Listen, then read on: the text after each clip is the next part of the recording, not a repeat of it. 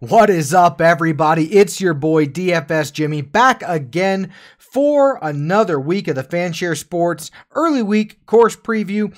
This week we are traveling down to Mexico. We are wrapping up the West Coast swing. No more California courses, but we stick with the Poa grass.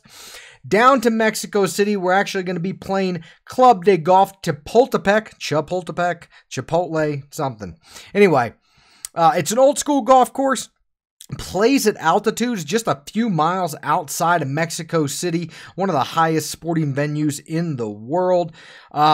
Definitely a bit different for a couple of reasons this week. First of all, Club de Chapultepec, very old school course, very much like some of the courses mid-season for these guys. Definitely a departure from the courses they've been playing recently, and definitely different than the courses they're heading towards for the Florida swing. So a little bit of a different venue for some of these guys. We've been at this course now for a couple of years. It is a bit different, not gonna lie. We have seen, though, that top-tier talent plays really well here. You want to focus on the top of the pricing structure this week. That's where you're going to find the guys that you really want to be heavily exposed to. So, Club de Chapultepec, really short golf course. It's actually not that long without the altitude, and with the altitude it plays, shout out to Mike Miller, Smart Golf Bets, 8.7% shorter than it should. So we're going to jump into the card. We'll take a look at that. I've actually got some of the altitude adjustments built in for you so you can get an idea. I've built my model this week that I'll also share with you guys. That is, it's based on, the altitude. It's actually based on, I've taken 8.7% off of your standard card, applied that to the distance of holes that the guys score well on, and I'm working off of the adjusted altitude number this week, so we kind of have a real apples to apples number for what these courses are like. But you will see some different type of golf played here this week, despite some of the what appear to be lengthy holes on paper. They play much shorter with the altitude. Again, 8.7% according to Mike Miller, Smart Golf Bets. And there's a bunch of other research in the industry. Kendo VT's put out some great stuff. Josh Culp puts out some great stuff as well on terms of adjusting for altitude. So make sure you check those guys out. But we're going to dig into that. We're also going to dig into the guys that have had success at this course the last couple of years. Again, we've only played this course twice now in the last 2 years. It's sort of a new rotation. The WGC leaving what was Trump International Golf Course, or Trump Doral, a couple of years ago, and coming down to WGC Mexico. So really cool course, very neat golf course. A lot of positive feedback from the golfers, the pros, the last couple of years regarding Chapultepec. So if nothing else, very picturesque golf course, sits at the very top of Mexico City, overlooks the valley in all directions. So you get some really great views. And because the ball flies so far, you're going to get guys, that sort of take some chances they might not otherwise take, especially your big hitters. Guys like John Rahm, Dustin Johnson, definitely going to take some chances on some of the shorter holes. Again, balls go just forever out here. The altitude, the elevation makes a huge difference in club selection. It plays on these guys because not only does it make a difference in your club selection, but depending on how you play, like if you're a high ball hitter, you're gonna, it's like it might be closer to like 10 to 12% difference. If you're a low ball hitter, it doesn't affect you as much, but definitely if you listen to any of Phil Mickelson's quotes about this golf course, you'll get an idea of sort of how intricate adjusting for altitude can get. Phil gets pretty in depth with spin and loft and all kinds of stuff, and that's Phil. But Phil has won at this course. Sort of dynamic in terms of like the type of golfer that it fits, but we are playing Kikuyu grass. So Poa greens, Kikuyu grass fairways, and surrounds. So very different than maybe some of the other courses. Riviera is actually a great comp course. If they played well last week, should be a strong correlation for success this week. It is a WGC event, so that means no cut. Everybody that tees off, assuming they don't withdraw, they're getting 4 rounds of scoring.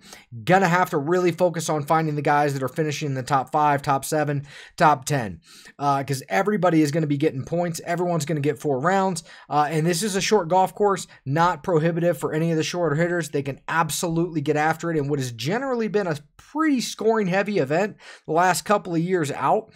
So look for that to continue again. I haven't checked the weather.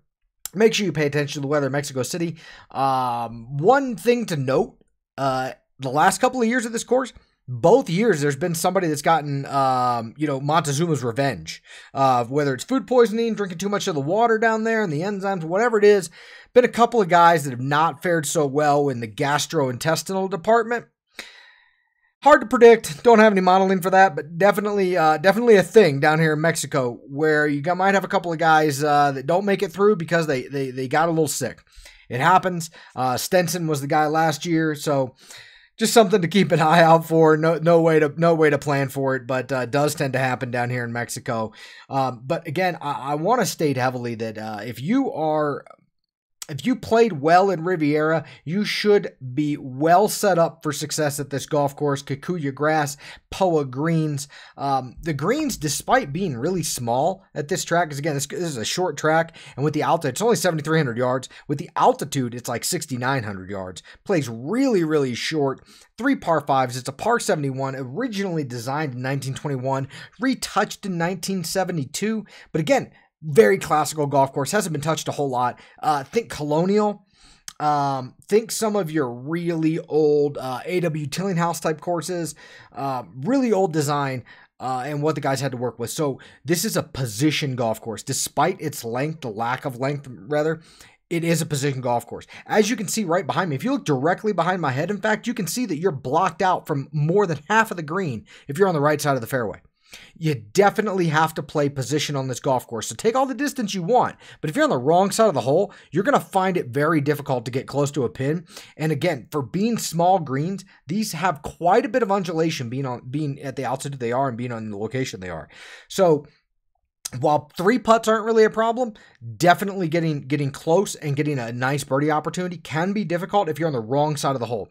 Because again, if you look behind me, you're on the right side of this hole, forget getting near a pin that's on the right side. Okay? So guys are definitely going to have to play each hole based on the pin position, and they're going to have to play 1 or 2 shots ahead. Because if you're on the wrong side of the hole, you can forget about making birdie.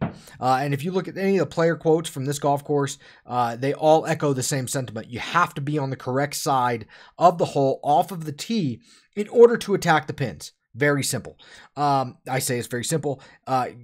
You got to execute it, obviously, but sometimes being in the rough on the correct side of the hole is better than being in the fairway on the wrong side of the hole. So just keep that in mind. It's definitely a position golf course. Can it be overpowered in some aspects? Absolutely. Dustin Johnson has a great track record of this course, as we're going to see here shortly. So it can be gotten with power, and there is an advantage for some of the longer hitters, especially on some of these very reachable holes. I mean, if I recall correctly, Dustin Johnson went over the green on his tee ball on a par 4 last year. So the distance is a factor, and it does come into play for these guys. But let's get into the scorecard real quick. Let's take a look at where the guys are going to score, where they're going to fall apart. And then we'll take a look at the guys that have had some success. I think we'll find that you're going to be looking for pure ball strikers, but there has been maybe a bit of a profile and B profile type of player that's had success here. They don't necessarily correlate with each other for the first 2 years. So going to be an exciting event. There's a lot of ways to approach this golf course, in my opinion. So let's look at our card to get started. And we are, let's see. Oops. So, again, 7,300 yard course on paper. Altitude makes it play right about 7,000. As you look at the bottom part down here and you look at where guys are going to score, there are 6 holes that are playing adjusted yardage under 400 yards and the par 5s. Those are the 2 places that guys are really going to rack up their DraftKings points, and that's where we need to be focused this week, is guys that can score on short par 4s and guys that can get after these par 5s. Couple of lengthy par 5s on the course this week. We have a 622 and a 635 yard, 25 yard hole. Again, adjusted, those play 570 and 571, 568 and 571 actually. But again, not prohibitively long with the altitude for some of the shorter hitters. So don't be afraid to roster some shorter hitters this week. Just know that they need to be precise. They need to be on the right side of the hole, and experience does help. Again, favor guys that have played well the last 2 weeks, specifically at Riviera. You definitely want that Riviera correlation. Kikuyu grass, Poa greens. The last couple of years, it's played out really well. If they've played well at Riviera, they've tended to play well at Chapultepec. Again, there's a couple of guys you really should check out this week. Kenny Kim, at Kendo VT, and at Smart Golf Bets. Both those guys have some great stuff with regard to Chapultepec, the altitude, and sort of how it's worked out the last couple of years. So make sure you give those guys a follow. While you're at it, make sure you give me a follow at DFS Jimmy on Twitter. Hit the like button. Follow Fanshare Sports while you're at it too. Moving on. It's a ball striker's golf course when it comes to Kikuyu grass. Kikuyu grass, if you're not familiar, tends to sit the ball up quite a bit. It's almost like having a tee when you're in the middle of the fairway. It's very different. You can't land the ball short. It doesn't get any run up. It kind of kills it because of the springy grass. So you got to fly the ball all the way to the hole. You can't land it short and run it up, especially with the elevation we're playing at. But just be prepared. You're going to see guys hitting like 8 irons, 220 plus yards, type of stuff. So one of the biggest things for golfers this week is being able to trust their yardage, trust their club, and trust their caddy, with the elevation changes. Not a whole lot of ways around it. There are some courses that guys play at elevation throughout the year, and there are some historically that have come into play as well. Ones that come to mind, Cherry Hills several years back. Phil played fairly well there. He's also played well here. Cherry Hills was a U.S. Open venue. Cran-sur-Sierre, which is in Switzerland, I believe. It's on a European tour. There's some of the Euro guys that have come over and played this track really well. And I think a lot of that has to do with playing in Europe. Your South Africans have played at altitude quite a bit. And some of your Europeans have played at altitude a lot more than maybe some of the American golfers, where they just don't get the opportunity to play at altitude. Again, Cherry Hills is the last at altitude course in the U.S. that these guys have played, and that was a U.S. Open venue. So not a ton of experience at altitude for maybe some of the American golfers, a lot more experience for some of the European golfers. And as we look into the track record here in just a second, I think you'll see where the Europeans maybe have a leg up in some aspects, but not a hard course. Averages a third of a stroke under par. Guys are going to be making birdies. Again, this is very much a positional golf course. There are multiple ways to play this track off of the tee. You just have to be on the right side of the hole is maybe the most important factor. So it's hard to say if it's a bomber's track, if it's a short knocker's track. Either way, as long as the guys are finding themselves on the correct side of the hole, you can have success either playing back or bombing it all the way down there. So something to keep in mind. As you build your models, the short par 4s definitely come into play here. There are 6 of them that are under 400 yards adjusted, and the 2 par 5s. You only have a couple of really long par 4s. Yes, they're difficult, but the small greens make it kind of difficult for some of the guys on the long par 4s, but at the end of the day, there's only 2 of them. Guys really need to be taking advantage of the short par 4s and the par 5s.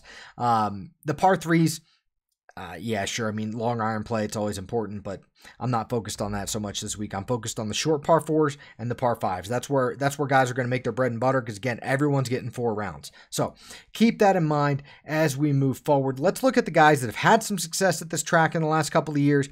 Maybe we can draw some conclusions, but again, I think you're going to see there's sort of been two different styles of play have had success here. So digging into with our adjusted course history, let me go ahead and sort by adjusted course history. Justin Thomas, bomber, high ball flight, exceptional irons, especially early in the year. Justin Thomas has been on absolute fire with his approach game. No surprise that he is the most expensive golfer and probably the betting favorite after his performance at Riviera, just falling slightly short of JB Holmes.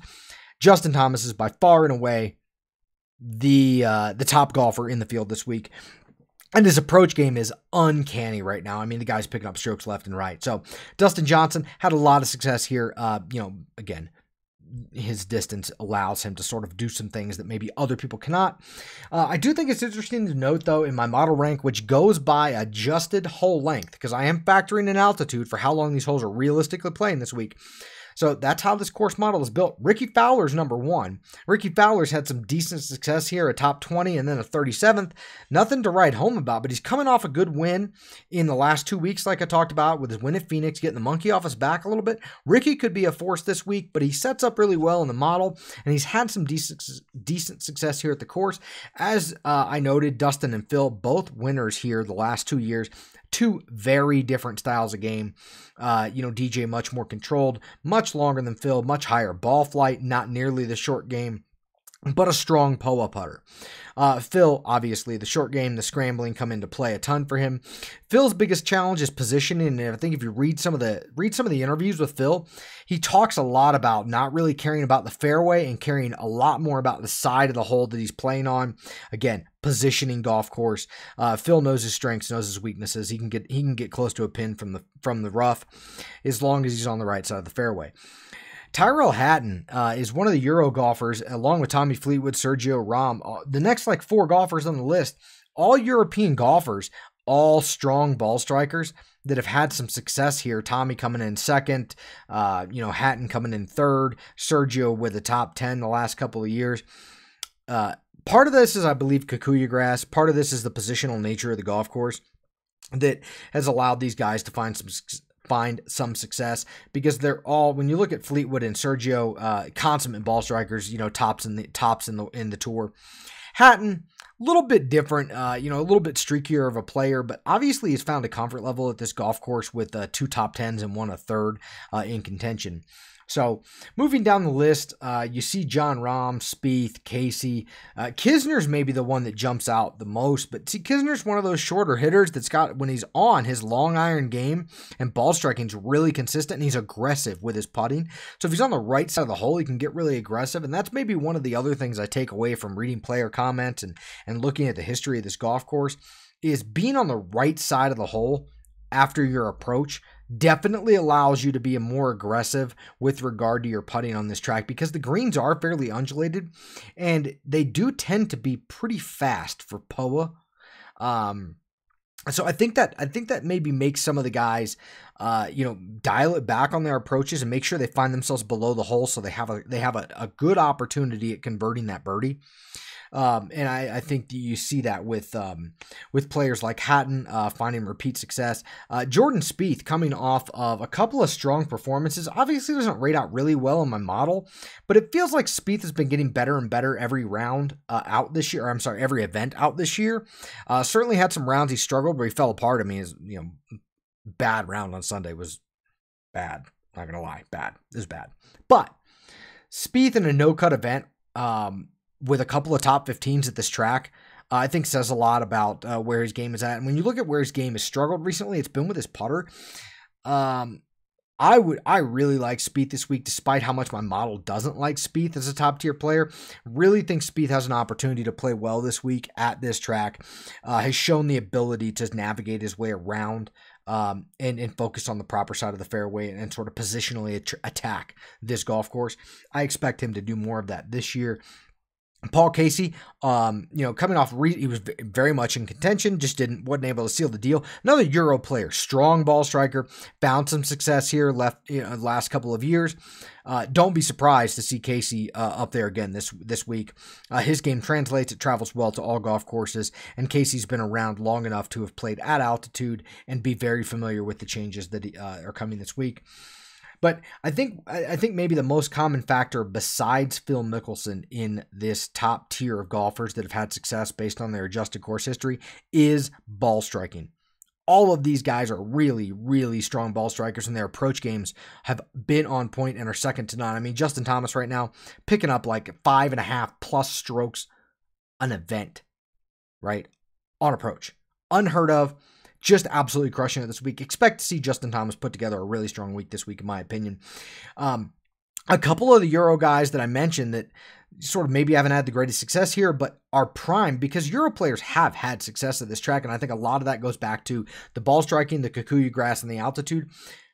Keep a lookout for Matt Fitzpatrick this week, the babyface killer. I like his opportunity this week. Has shown his ability to compete in some big fields. I think he's on the track to put together a top 10 performance this week. Kirdash is another guy that's really pretty cheap, aggressive golfer, should find some DraftKings points, and has a top 5 here last year. Did not play the previous year, but again, Kirdash is another type of guy that again, plays on the European Tour, used to the altitude, very good ball striker when he's on. So you're moving down. Another guy I like quite a bit this week, Joust Louten, been very quiet, a nice affordable price tag, has played the course a couple of times, not unfamiliar with the altitude. Look for Joust to be a guy that's maybe a little more popular than he should be at 7,300 this week. Again, I like him. I think he's going to play well this week, so I'm going to have shares of him. But as you move down, some of the guys that have not played well or not fared well here, Henrik Stenson, Brooks Koepka, and Hideki Matsuyama, all these guys, I don't want you to read too much into this. They all had either a withdrawal or a DNS, did not start. That's where the 100's coming from, because this is a no-cut event. So that number is skewing their results a little bit. This is a track that both Hideki and Brooks should be well suited for, specifically Hideki. With his ball striking and his approach game, he should be well suited for this track. A bit surprising he hasn't played better than he has. Same thing with Brooks. Brooks is making his American debut. He's not coming from Riviera, where, again, if you look at the guys that have kind of come from Riviera the last couple of years and not been part of the Florida swing, they've readjusted the schedule this year so that the Florida swing comes after here. But if you look at the last 2 years, the guys that didn't travel to Florida, took a week off, went from Riviera straight to Mexico, had better success because they're not changing green surfaces, they're not changing time zones, they're not doing all that stuff. But I think the most important thing is they're keeping the same green surfaces. They're going POA to POA, they're staying on the same coast, and the only thing they really have to adjust to is the altitude. Right, so I think it's important to note that a lot of first-timer guys here as well. This is a new track, only been in rotation for 2 years. We have a lot of top-tier golfers that are making their debut at Chapultepec, specifically this guy. Tiger Woods, coming off a really strong final round performance at Riviera, should be very, very popular this week, and rightfully so. Again, I can't stress enough. The correlation to Riviera is really strong for success at this track because they're very similar courses in a lot of respects. Not to mention the grasses are similar. So Tiger Woods set for massive ownership this week and should be set up well for success at the WGC event with no cut. Expect Tiger to score plenty this week. A couple of guys that are interesting to me that pop up on my radar. Obviously, number 3 in my model is Webb Simpson, playing much better throughout the end of last season, beginning of this season. Putter is much stronger than it used to be. Ball striking as good as it ever has been. Should not have too much trouble adjusting to the altitude. Really like Webb Simpson's opportunities this week. And then Rory, I've been riding Rory all season. I'm going to continue to ride Rory. As you see, he rates out really well in my model. Did not play the course last year, but had a top 10 the previous year. High ball flight, small greens, aggressive iron player. Rory should be primed for a strong showing this week. And again, coming off a really good performance at Riviera, Rory's looking for a win prior to Augusta. Same thing with Jordan Spieth. Again, favor your top-tier golfers this week. Stars and Scrubs is going to be very popular in terms of lineup construction.